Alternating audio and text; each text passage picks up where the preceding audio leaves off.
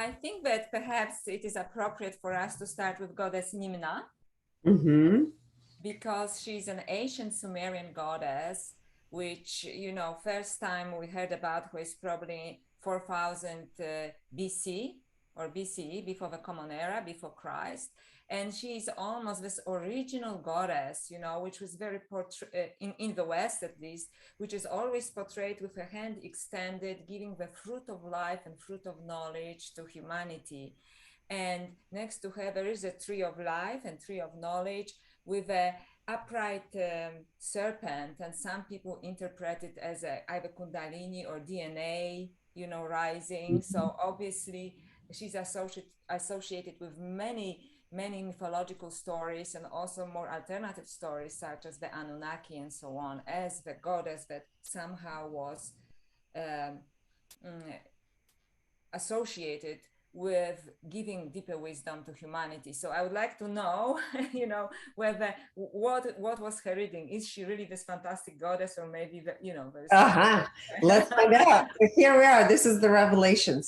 So Ninmah, the goddess of wisdom. And it's fascinating because uh, there is a couple of beings that we've revealed, and I think we've done one episode that we call avatars. Those are the beings that are coming in that are absolutely integrated beings, right? They come from, most likely from other dimensions. This is not an experience that they gain in this reality. So in the case of Ninmah, and again, the scale goes from 0 to 1,000, right? So 1,000 being a fully illuminated being.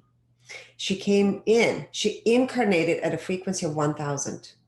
She Wow. was born at the frequency of 1,000. So again, this is a perfect representation of somebody who we can call an avatar. In this case, it's a goddess, right? And her overall frequency was a frequency of 1,000. Now we're going to look at all the other aspects. She viewed health through the lens of 1,000, and health is body, mind, and soul connection. Finances, 250, neutrality, or another way we're referring to it is observation, right? Now, or objectivity. Creativity is all about what inspires a person, right? And what inspired her and how she was able to take action and create. And in her case, it's a frequency of 1,000. Wow. Amazing, right? Relationships she viewed through the lens of 1,000 also.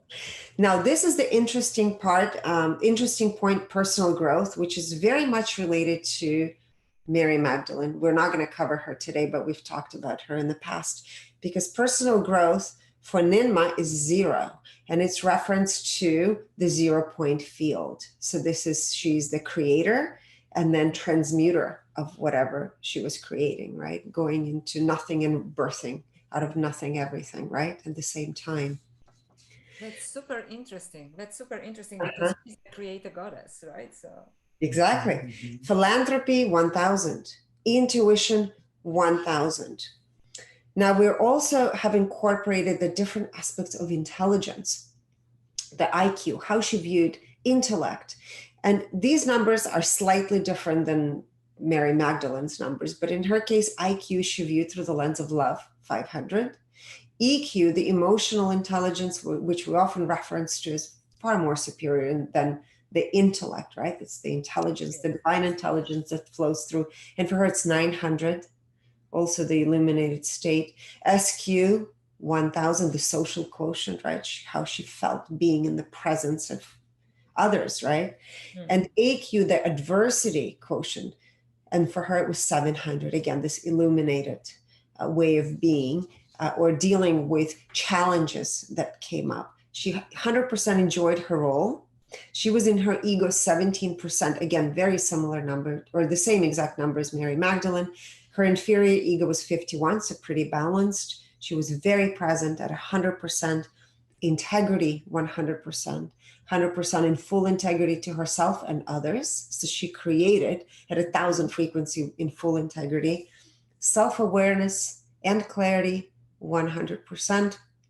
She was absolutely real, self-realized, actualized, alignment with divine purpose and personal purpose, 100%. compassion 100%, empathy 100%, energy purity 100%. And she embodied the 13th dimension. And this is where we're seeing actually avatars, what we call the avatars, are embodying that at 1,000 frequencies, the 13th dimension. That's super interesting. Thank you so much. If I just comment, because, Yes, with please. technologies and stories, sometimes she's associated, with other beings. And in both stories, she had to fight them off, malevolent beings, because she wants to give this gift of humanity, the gift of wisdom to humanity. So she actually had to fight off malevolent beings, right? So she had to be completely in her integrity, to give this gift to us. It's almost like the creatrix. So that confirms the story. So that I'm really, really happy with this. Oh, good. Okay, wonderful.